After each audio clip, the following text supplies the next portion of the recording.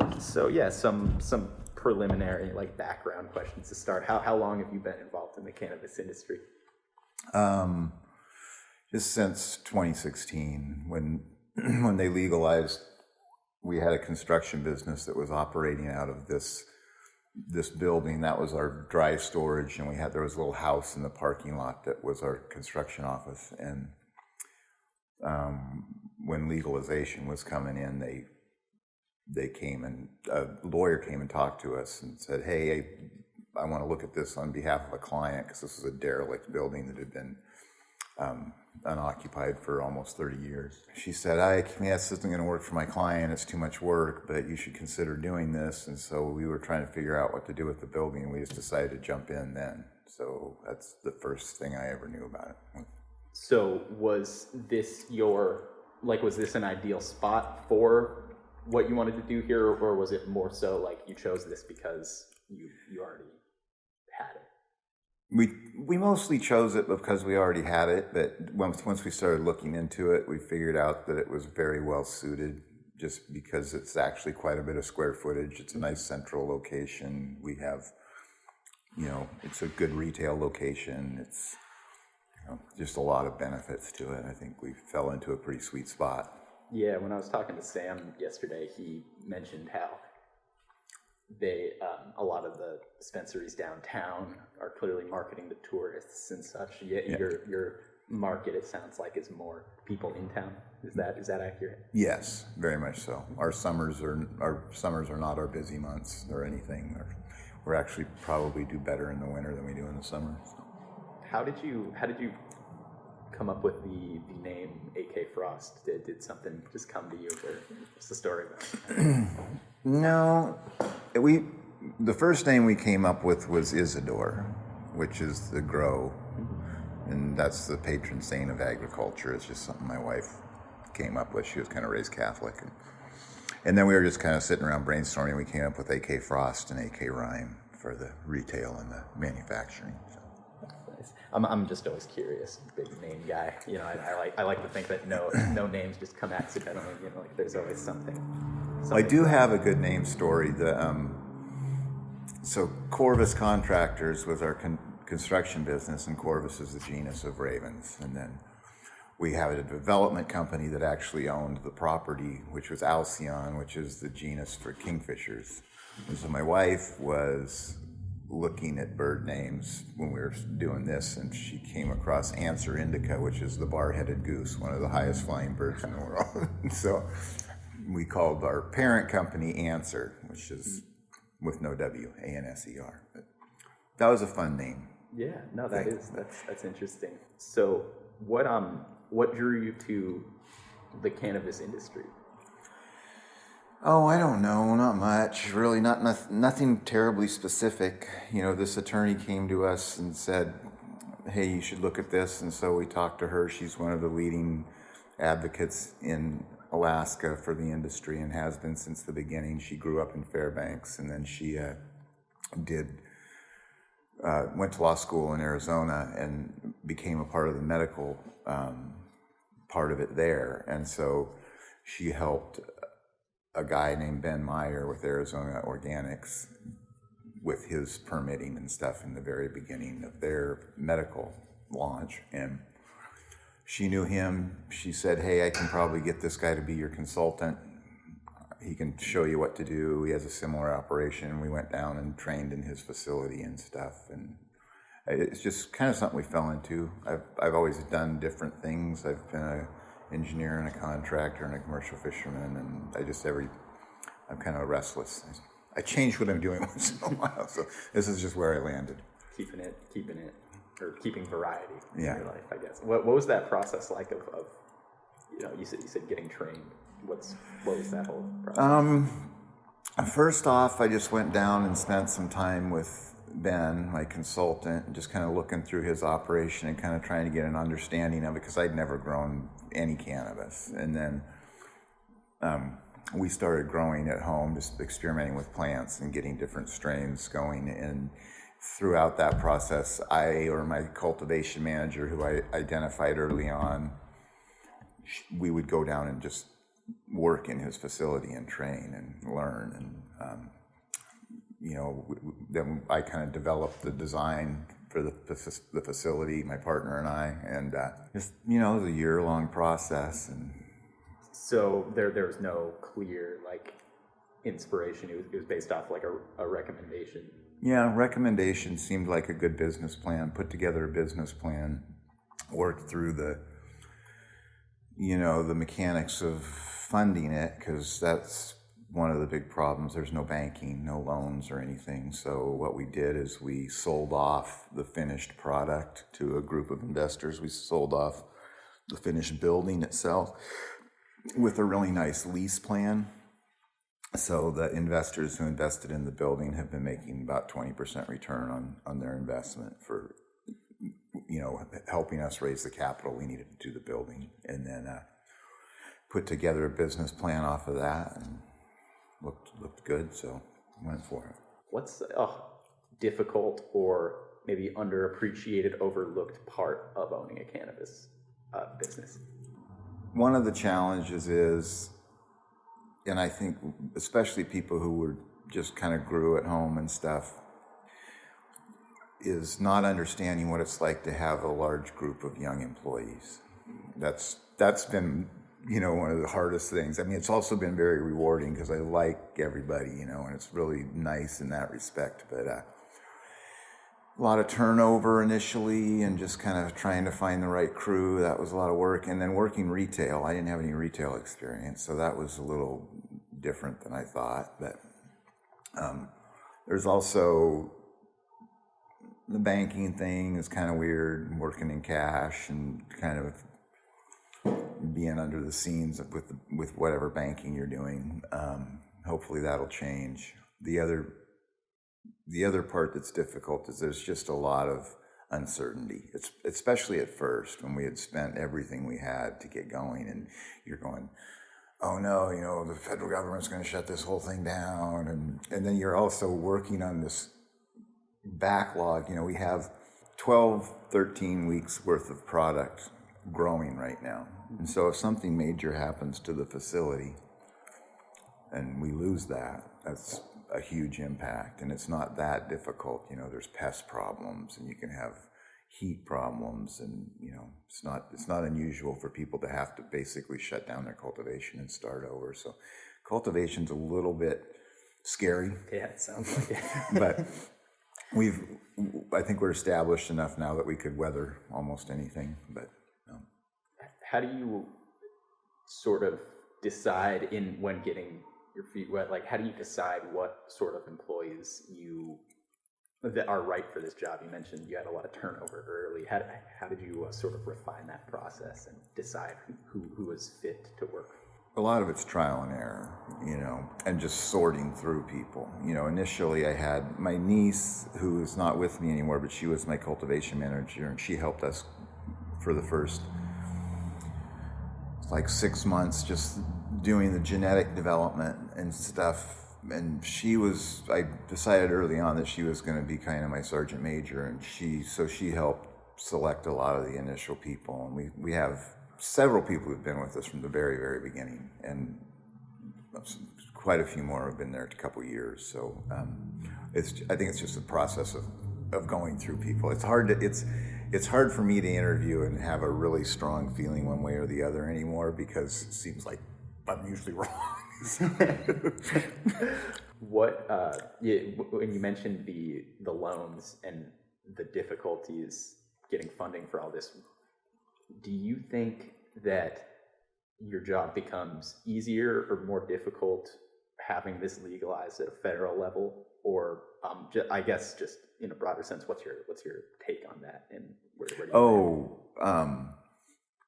No, I think some banking restrictions would be nice. Some banking guidance so that the banks could actually participate in the market would be really nice. But the actual federal legalization would make things significantly more difficult for us, because then the interstate commerce clause applies, and so we're not going to be growing anything here anymore any more than we're growing lettuce.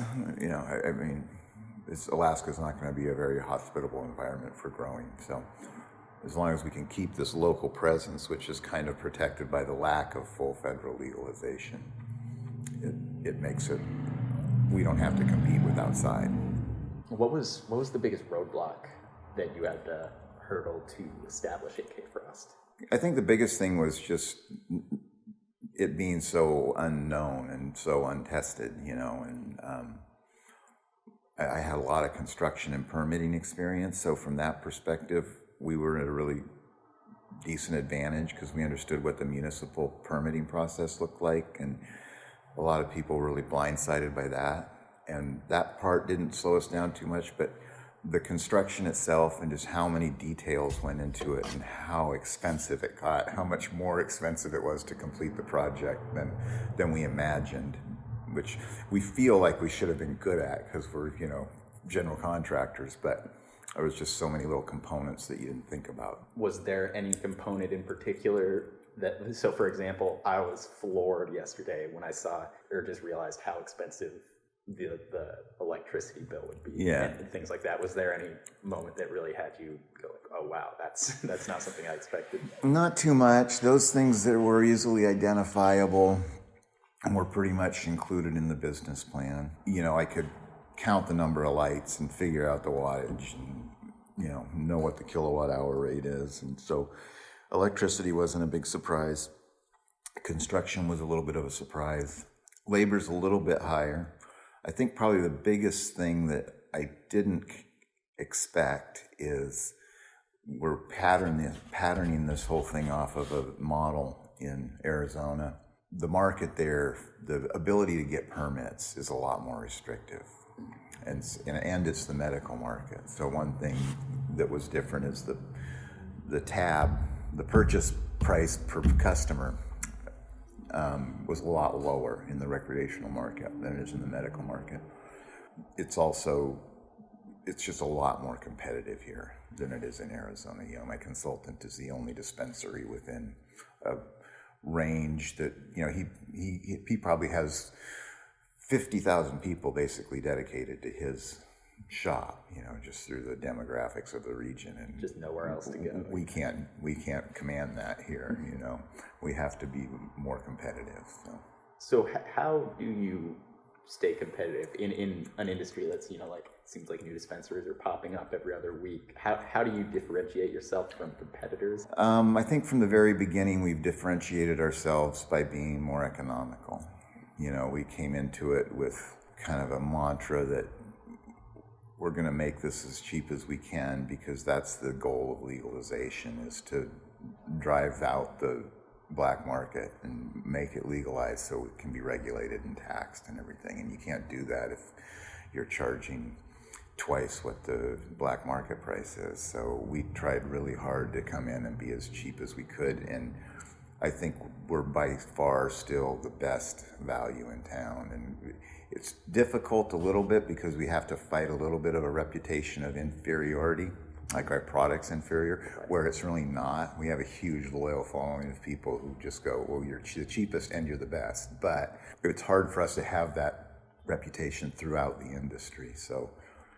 But that's what we've always used. It's just economy, lots of sales early on, and just get people comfortable with the product.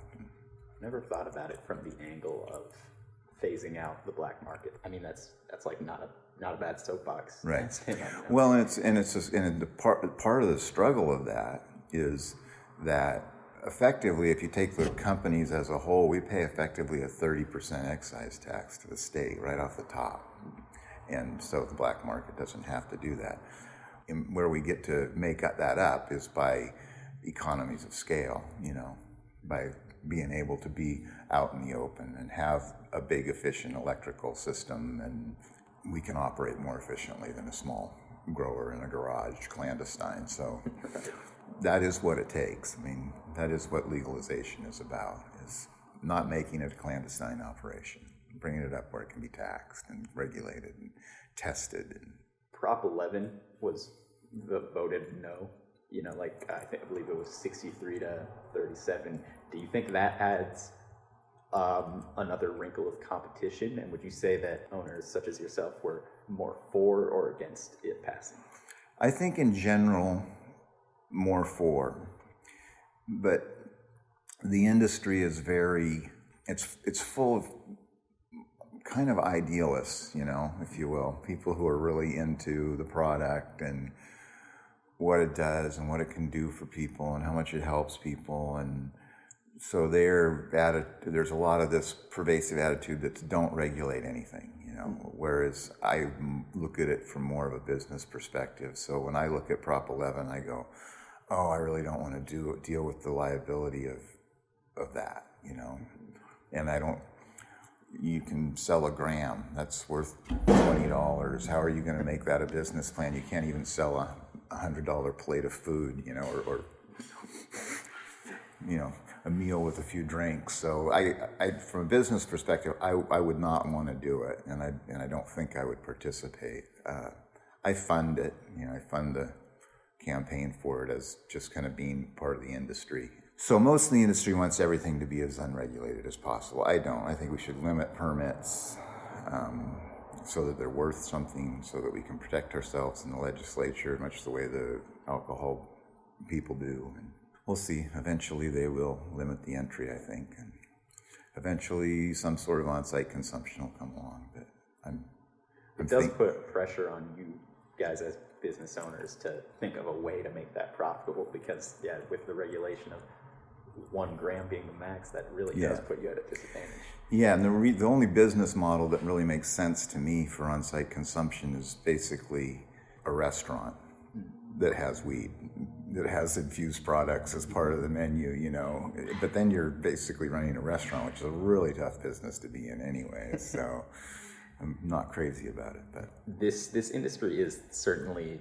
changing its perception and just the way it's evolving, but do you still deal with the scrutiny from other business owners of maybe not being taken serious, or? Not too much. I mean, there's a little bit at first. I had some of my friends in the permitting departments at the city that are like, oh, you've fallen so far. I'm like, no, I'm just doing something. Don't worry about it, And then Microcom is next door. They were the guy who managed it / owned it, he was really, really against us and vocal and was pretty aggressive about it. And we kind of got through that, and he has since been moved to a different area in town, and his regional managers and stuff have come in and said, hey, we're okay, you're a good neighbor, so we've made amends with them. There's not a lot of stigma to it. Do you think that marijuana has a definitive spokesperson for just all aspects? I think my attorney Jana is one of the most prominent industry people who I kind of see most things on the same level as. We don't agree on everything, but I respect her opinions and she respects mine, and I like Jana a lot. There's also Carrie Kerrigan is the president or executive director of the Alaska Marijuana Industry Association.